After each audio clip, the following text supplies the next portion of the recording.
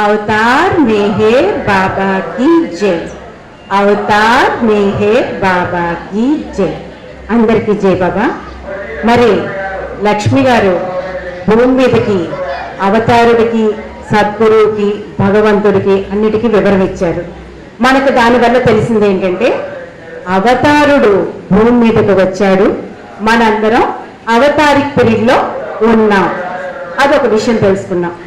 గౌరీ గారు ఏం చెప్పారు, మనం ప్రస్తుతం ఉన్న స్థితిలో ఇప్పుడు ఎలా ఉన్నాం, ఆనందంగా ఉన్నామా, దుఃఖంగా ఉన్నామా, లేకపోతే బాధతో ఉన్నామా, ఏదున్నా సరే దానికి కారణం ఏమిటి అని చెప్పారు. తర్వాత మనం అహంకారం గురించి, దాన్ని ఎలా తగ్గించుకోవాలి, ఇది అన్నిటి గురించి కూడా తెలుసుకున్నాం.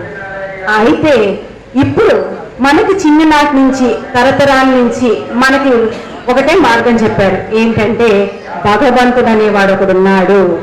చాలా మందికి మనందరం కూడా అలాంటి వాతావరణంలోనే పెరిగాం. ఆయన్ని ప్రసన్నం చేసుకోవాలి, ఆయన్ని ప్రసన్నం చేసుకుంటే ఏదైనా జరిగిపోతుంది, అన్నీ ఆయన చేతుల్లోనే ఉంటాయి అని చెప్పి తెలుసుకున్నాం. అలాగే దానికి చాలా మార్గాలు కూడా చెప్పారు.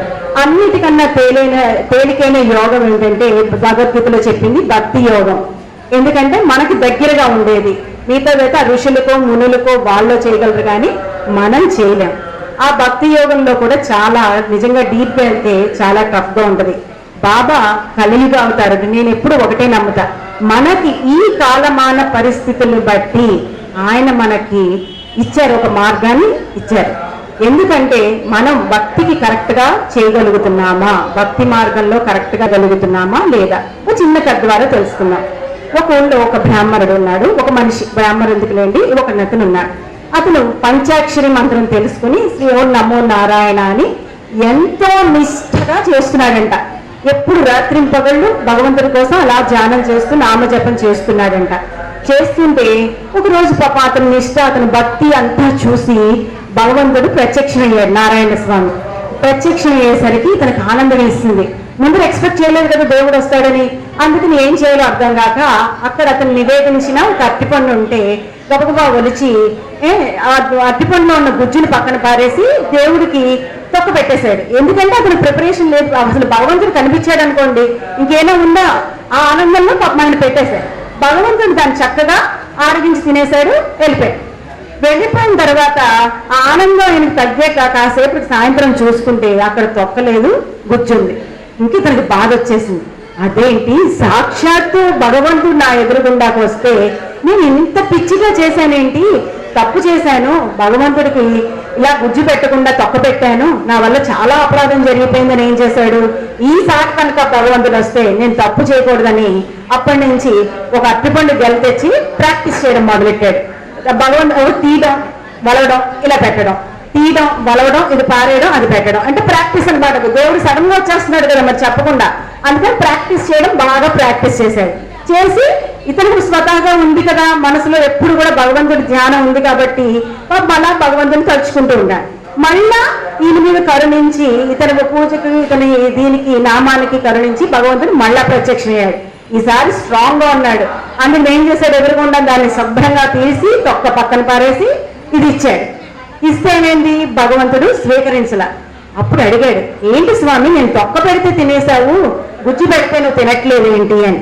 అప్పుడు భగవంతుడు చెప్తాడు, కిందటిసారి నువ్వు తొక్క పెట్టినప్పుడు నీ మనసంతా కూడా నా మీదే ఉంది, అందుకు నువ్వు అది తొక్క పెట్టినా అది నాకు అమృత తుల్యంగా ఉంది కాబట్టి నేను స్వీకరించాను. కానీ ఈసారి నీ దుష్టంతా తొక్క పెడుతున్నానా, గుజ్జు పెడుతున్నానా, వీటి మీద ఉంది కానీ నా మీద తక్కువగా ఉంది, అందుకే నువ్వు పెట్టింది మంచి పదార్థమైనా నేను స్వీకరించలేకపోతున్నాను అని చెప్పి భగవంతుడు చెప్తున్నాడు. ప్రస్తుత సమాజంలో మనం ఉన్న పరిస్థితి ఇదే. మనం ఏం చేస్తున్నాం, భగవంతుడి మీద ఏ మార్గం కరెక్ట్ అన్న దానికన్నా ఆ మార్గంలో మనం ఎలా ప్రయాణిస్తున్నాం, మనం కరెక్టే చేస్తున్నామా, మనం తప్పు చేస్తున్నామా. ఎక్కడైనా చూడండి, ఎవరైనా ఒక పూజకి వెళ్ళినా, ఒక చోటకి వెళ్ళినా, ఎక్కడికి వెళ్ళినా మనకి ఎంతసేపు మన మైండ్ ఎక్కడ ఉంటుంది, ఆ అరేంజ్మెంట్స్ మీద ఉంటుంది. వచ్చిన వాళ్ళకి సరిగ్గా కూర్చోబెట్టావా లేదా, లేకపోతే అక్కడ పంతులు గారు అన్నీ ఉన్నాయా లేదా, 5 కొబ్బరికాయలు అడిగారు, ఏమండి 4 ఉన్నాయి ఏమవుతుంది, లేకపోతే పసుపు కొమ్మలు అడిగారు, సరిపోలేదు, ఏంటి అక్షంతలు వేసాయమ్మా. అన్ని అడ్జస్ట్మెంట్సే. మనం ఎక్కడైనా సరే ఏ పూజ చూసుకున్నా ఏది చూసుకున్నా అడ్జస్ట్మెంట్స్తో లేకపోతే వేరే ఇదితో చేస్తున్నాం. కానీ మనస్ఫూర్తిగా భగవంతుడి మీద ఎక్కడ చేస్తున్నాం చెప్పండి. ఒక రోజు నా బాబా భజనకని మేము వెళ్ళాం. ఒక ఆయన గృహప్రవేశం పెట్టుకుంటే ఆయన ఒక పక్కన లలితా సహస్రం చెప్పాడు. వాళ్ళు వచ్చి చేసుకోండి అన్నారు. ఆయన పిలిచేశారు. ఆయన ఇదేంటి సత్యనారాయణ వ్రతంలో కూర్చున్నారు. మమ్మల్ని బాబా భజన చేయమన్నారు. ఏమంటే మీరు ఈ గదిలో చేసేయండి, ఏమంటే మీరు ఈ గదిలో చేసేయండి, హాల్లో నేను సత్యనారాయణ వ్రతం చేసేస్తా. ఏంటండి ఇది? అన్ని దేవుళ్ళు వచ్చేసేసి చేసేస్తారా? నిజంగా ఎంత హాస్యాస్పదంగా మనందరి జీవితం తయారైందంటే, గుళ్ళో అర్చనకు మన పేరు కట్టేస్తే పూజారి గారు చేసేస్తే పుణ్యం మనకు వచ్చేస్తుంది. మా ఇంటి పక్కన గుడి ఉంది, అక్కడ ఎన్ని పేర్లు చదువుతారో గోత్రాలు, కానీ తొంగి చూస్తే ఒక్కడుండడు అక్కడ. ఏంటంటే పంతులుగా డ్యూటీ అది. మనం డబ్బులు కడితే చాలు, మన గోత్రనామాలు అక్కడ రాసేస్తే టకటక ఆయన చదివేస్తారు, అష్టోత్తరం చదివేస్తారు, మనకు పుణ్యం వచ్చేస్తుంది. అలా తయారైంది మనకి. అంతేగాని అసలు ఏంటి భగవంతుడు అనేవాడు కరుణించడా? ఆయనకి ఇది ఉండదా? ఏ మార్గంలోనే వెళ్తానని ఆయన ఎప్పుడు చెప్పాల. ఆయన కేవలం చెప్పింది మాత్రం మనకి ఆయన మీద మనస్ఫూర్తిగా ప్రేమ ఉండాలి, ఖచ్చితమైన ప్రేమ ఉండాలి. మీరు కర్మయోగం భక్తి యోగంలో చూడండి, ఆఖరణ చెప్పేది ప్రేమనే చెప్తారు. మరి ఎక్కడ చెప్పినా అదే.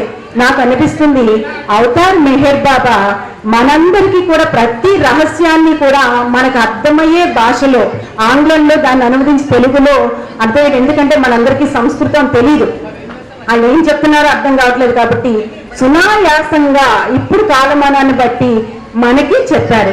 అది మనం ఎంతవరకు ఫాలో అవ్వగలుగుతున్నాం, ఏదైతే మనం ఫాలో అవ్వగలం అన్న దాని గురించి మనం తెలుసుకోగలగాలి. అది ఫాలో అయ్యి మన మనసు ఎప్పుడు కూడా భగవంతుడి మీదే ఉండాలి. అంతేకాకుండా భక్తికి ఈ రెండిటికి కూడా డిఫరెన్సెస్ చెప్పారనమాట. ప్రేమ ప్రేమికుడిని దహింపజేస్తుంది, భక్తి ప్రియతముడిని దహిస్తుంది. ప్రేమ ప్రియతముడు ఆనందాన్ని కోరుతుంది, భక్తి ప్రియతముడి ఆశీస్సులు కోరుతుంది.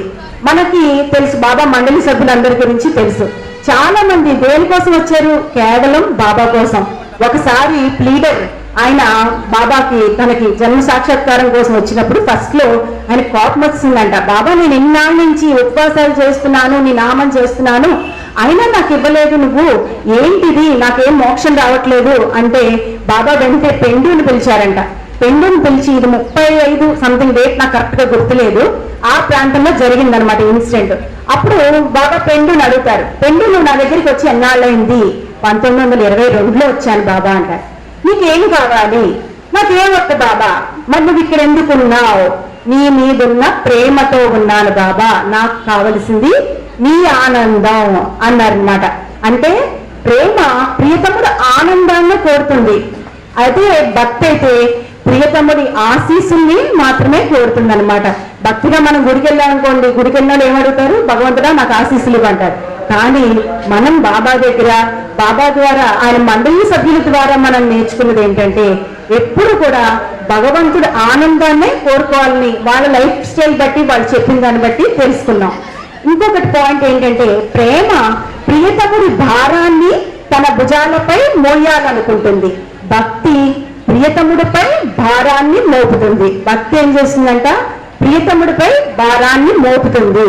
మనందరికీ అర్జునుడి గురించి తెలుసు, మహాభారతంలో అర్జునుడి గురించి. ఆయన ఎంత ధన్యజీవండి నిజంగా. ఆయనకి భగవంతుడు శ్రీకృష్ణ భగవానుడు ఆయనకే భగవద్గీత చెప్పాడు. మన మహాభారతంలో ఎన్నో క్యారెక్టర్స్ ని చూస్తున్నాం, కానీ ఆయనకే విశ్వరూప సందర్శనం అయింది, ఆయన పైగా ఆయనకే ఇదైంది. అయితే ఆయన పక్షాన కృష్ణుడు ఉన్నాడు. ఎందుకని? ఆయన భక్తికి మెచ్చి వాళ్ళ తరపున, పాండవుల తరపున కృష్ణుడు వచ్చాడు. పైగా ఏం చెప్పాడు? నేను ఏ పని చేయను, కావలసిన సలహా ఇస్తానంటే అర్జునుడు తనకున్న భక్తితో ఏమడిగాడు? బాబా నువ్వు నాకేం చేయక్కల్లా, నా రథసారథి ఉండు అన్నాడు. అవునా? అయితే రథసారథి మనకేదో సినిమాల్లో చూపించినట్టు కృష్ణుడు ఎవరి నుంచి ఉంటే చక్కగా వెళ్ళిపోతున్నట్టు మేకప్ వేసుకుని కూర్చోవడం కాదు ఒక రథం అంటే. మహాభారత యుద్ధం జరిగినప్పుడు ఎంత కష్టమైన పని, 18 అక్షోహిణుల సైన్యం, అన్ని వైపుల నుంచి బాణాలు వస్తూ ఉంటాయి. అప్పుడు రథసారథి ఏం చేయాలి? తన ప్రభువుకి ఏం అవ్వకుండా కాపాడుతూ ఉండాలి. పైగా యుద్ధం చేస్తున్నప్పుడు ఒకటి ఉందంటండి, ఆ యుద్ధం బాణాలు వేసి అతను పైన నించున్న అతను రథం లెఫ్ట్కి వెళ్ళాలా రైట్కి వెళ్ళాలా అని చెప్పడానికి కాలుతో ఆ రథసారథికి ఇక్కడ తంతూ ఉంటాడంటే, ఇటు తంతే ఇటు వెళ్ళమని, ఇటు తంతే ఇటు వెళ్ళమని. అంటే అర్జునుడు ఏం చేసేవాడు, అస్తమానం ఇలా ఇలాగా తన పాదాలతో తన్నేవాడు. అది యుద్ధనీతి కాబట్టి కృష్ణ పరమాత్ముడు భగవానుడు అయినా సరే తన్నాడు. కానీ కృష్ణుడు అస్తమానం ఇలా తంతే ఇదంతా కమిలిపోయేదంట. అయినా సరే భరించాడు. దేనికని? తన భక్తుడు తన మీద ఉన్న ప్రేమతో భరించాడు. అదే మన దాంట్లో చూస్తే నేను కంపేర్ చేయట్లా, అంటే భక్తి ఎక్కువ దీని ఎక్కువ అని కాదు. ఇంకొక ఇన్సిడెంట్, మనసారిది మనకు తెలుసు, పైన సమాధి కూడా బాబా స్టోన్ పక్కనే మహిళలది అందరిది ఉంటది సమాధి, స్త్రీ మండలిది. అక్కడ ఒకసారి నేను ఒక కథ విన్నా. ఏంటంటే ఆవిడ ఫస్ట్ టైం బాబా దగ్గరికి వచ్చినప్పుడు ఏం చెప్తాదంటే, మంచి చర్మ వ్యాధితో వచ్చిందంట. వస్తే అడిగిందంట, బాబా నాకు ఈ చర్మ వ్యాధి తీసేయంటే కొన్నాళ్ళకి ఆవిడకి తగ్గిపోయింది. అయితే కొన్నాళ్ళ తర్వాత ఆవిడ గమనించింది ఏంటంటే, బాబా ఒంటి మీద ఆ చర్మ వ్యాధి కనిపించిందంట. ఆవిడ బాధపడిపోయిందంట. ఏంటి బాబా ఇది, నేను అడిగింది నాకు తీసేయమంటే నీకు రావాలని కాదు, నీకు కనుక అది ఉండేటట్టయితే నాకు జీవితాంతం నేను దాంతో బాధపడతాను, కానీ నిన్ను ఒక్క క్షణం కూడా దాంతో బాధ పెట్టను బాబా అన్నమాట. ప్రేమ ఉంటే భగవంతుడిని మనం అంత జాగ్రత్తగా చూసుకుంటాం, అంత ప్రేమిస్తాం అనమాట. ఆయనకి ఇంత కష్టం వచ్చినా మనం చూడం.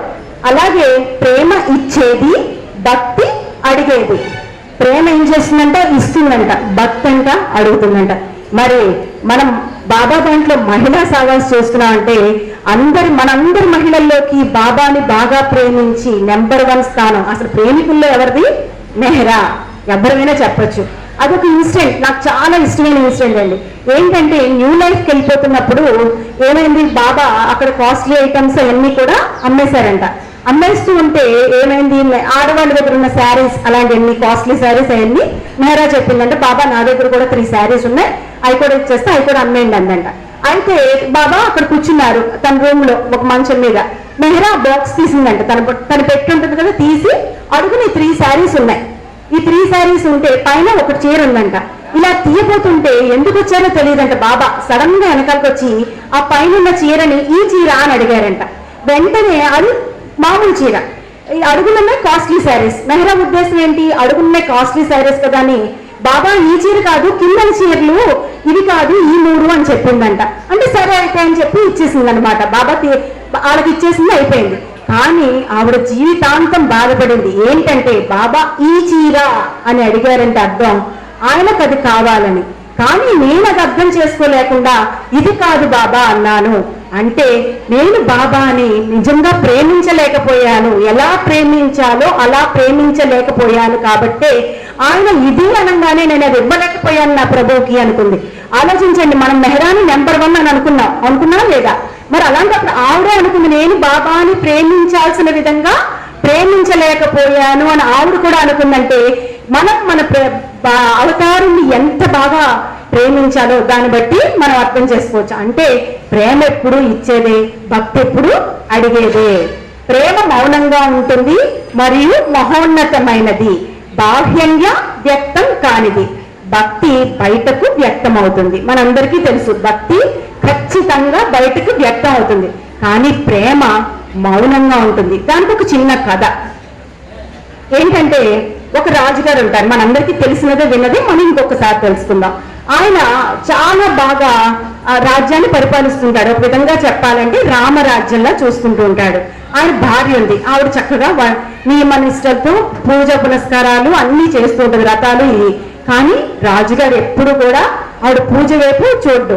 ఆవిడ ఎన్నిసార్లు అడిగినా సరే తోసేస్తాడు తప్పిడిచి, దగ్గరకు వచ్చి కూడా ఒక్కసారి కూడా గుళ్ళోకి రావడం కానీ, పూజ చేస్తుంటే పక్కన కూర్చోవడం కానీ ఏమీ చెయ్యడనమాట. ఈవిడికి ఏ విషయంలోనూ లోటు లేదు. ఆవిడకున్న ఒకే ఒక్క లోటల్లా భర్త భగవంతుడి వైపు చూడట్లేదనే లోటు అన్నమాట. అందుకని చాలా బాధపడిపోతుంటుంది. ఇంకా భగవంతుడి దగ్గర మొక్కేసుకుంటూ ఉంటుందన్నమాట. ఏమని, బాబా భగవంతుడా నా భర్త నీ వైపు తిరిగేటట్టు చూడు అని ఇంకా పూజలు చేస్తూ ఉంటుంది. ఒక రోజు పొద్దున్నే లేచి రాజుగారు రోజు ఆయనకు అలవాటు ఏంటంటే బురుజు మీదకి ఎక్కి తన రాజ్యాన్ని అంతా చూసుకుంటాడు, ఎలా ఉంది ఏంటని.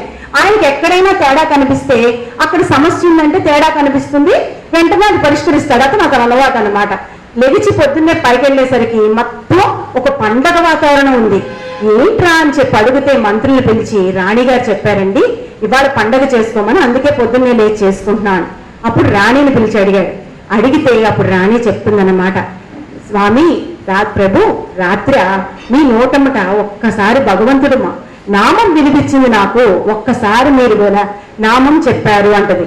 అనంగానే రాజు, నా హృదయంలో ఉన్న భగవంతుడు నా పెదాల ద్వారా బయటకు వచ్చేసాడా అని ప్రాణాన్ని విడిచిపెట్టేస్తాడు.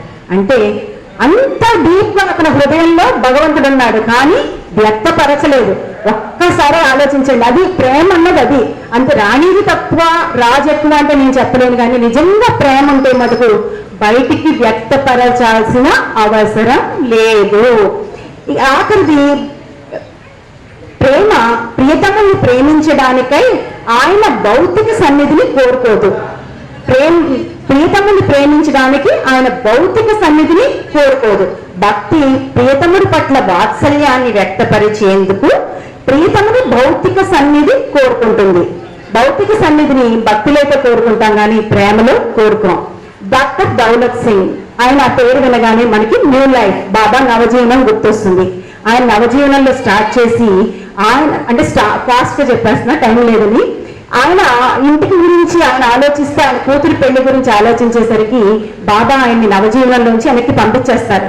అందరూ చాలా బాధపడతారు. ఆయన పెద్ద అయినా అలా మూట పెట్టుకుని నవజీవనం బ్యాగ్ పట్టుకుని వెళ్ళిపోతుంటే, కాకపోతే వెళ్ళేటప్పుడు బాబా ఆయన కూడా చెప్తారు, ఏమనంటే నువ్వు నవజీవనాన్ని కంటిన్యూ చేయంటారు.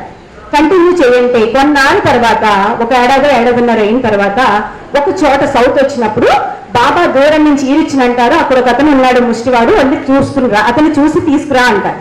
తీరా అతని దగ్గరికి వెళ్ళేసరికి అతను దౌలత్ సింగ్.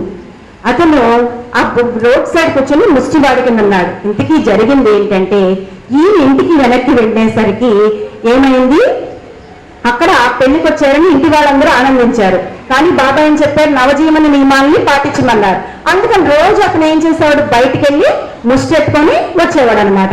ఇలా చేస్తూ ఉంటే ఆ ఇంట్లో వాళ్ళందరికీ ఏంటి, ఒక రోజు 2 రోజులు 3 రోజులు అంటే బాబా చెప్పారంటే వింటారు. రోజు ఇలా చేస్తున్నారు అనేసరికి ఈయనకి ఏదైనా పిచ్చెక్కిందేమో అని సైక్రియాటిస్ట్ చూపించడం, తర్వాత కుల పెద్దలందరికీ చెప్పేసరికి వాళ్ళందరూ ఏం చేస్తారంటే ఈయనకి చాలా చెప్పి చూస్తారు. ఇంకా మాట వినిపోయేసరికి ఇంట్లో వాళ్ళతో సహా అందరూ రాళ్లతో కొట్టి ఈయన బయటికి పంపించేస్తారు. ఆయన డాక్టర్ అయినా సరే బాబా చెప్పారు అని చెప్పి అలాగే నవజీవనం ఆయన అలాగే కంటిన్యూ చేశారనమాట. ఆ రోజు వరకు బాబా దర్శనం అయ్యేంత వరకు. తర్వాత బాబా దగ్గరికి రావడం భిక్ష కోసం, బాబా ఆయనకు ఆలింగనం ఇచ్చి నువ్వు ఇక్కడి నుంచి ఫ్రీ చేశాను, నువ్వు వెళ్ళిపోయి ఇంటికి అంటే, అయ్యో బాబా వాళ్ళందరూ నన్ను కొట్టేశారు, నేను వెళ్ళను అని కూడా చెప్పలా.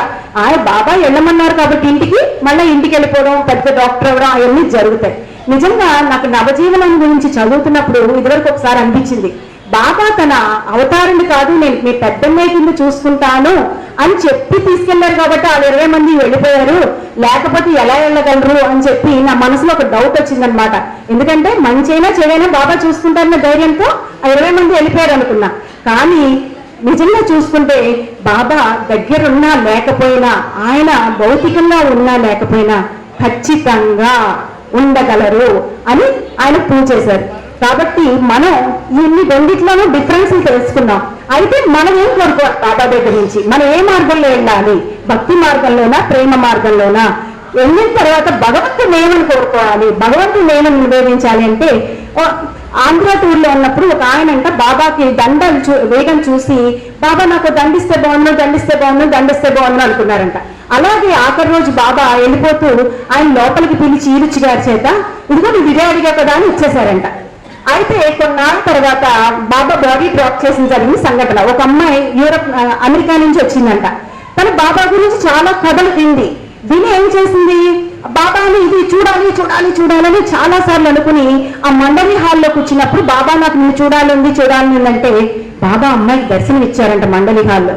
అయితే ఈరుచు ఈ దండకథ చెప్పారంట. మండలి హాల్లో కూర్చున్నప్పుడు ఈరుచు స్పీచెస్ ఇస్తారు కదా, చెప్పినప్పుడు ఆవిడ అనుకుందంట, ఒక్కసారి ఏడ్చేసిందంట. ఏంటంటే నేను ఎంత పిచ్చి మొహాన్ని బాబాని ప్రేమ అడగడం మానేసి ఒక్కసారి కనిపించాలని అడిగాను అని చెప్పి. వీరు చదే అంటారు, బాబాని మనం కోరుకోవాల్సింది ఈ దండ కావాలో ఈ దర్శనం కావాలో అని కాదు, కేవలం ప్రేమ కావాలని మాత్రమే కోరుకోవాలి. ఎందుకంటే బాబా మనం మనస్ఫూర్తిగా ఏదైతే కోరుకుంటామో అది ఖచ్చితంగా ఇస్తాడంట. అంటే మనకు వెంటనే డౌట్ వస్తుంది, ఏమని మనస్ఫూర్తిగా మనం ప్రేమకాలను ఎలా కోరుకోగలమని. బాబా మీరు దానికి కూడా చెప్తున్నారు, మనం మనస్ఫూర్తిగా కోరుకోవాలి అనే కోరిక తీరాలను కూడా మనం కోరుకోవాలంట. ఎప్పుడైతే అలా తీరుకుంటుందో మనం నడవలేకపోవచ్చు, పాకచ్చు, లేకపోతే అక్కడే ఉండిపోవచ్చు మన కోరిక విషయంలో. కానీ బాబా మనం ఎప్పుడైతే వింటారో మనల్ని ఎత్తుకుని తీసుకెళ్ళిపోతారంట ఆయన దగ్గరికి. కాబట్టి మనం ఎన్ని చోట్లకు వచ్చినా ఏం చేసినా మనం కోరుకోవాల్సిందల్లా కేవలం ఆయన ప్రేమ మాత్రమే.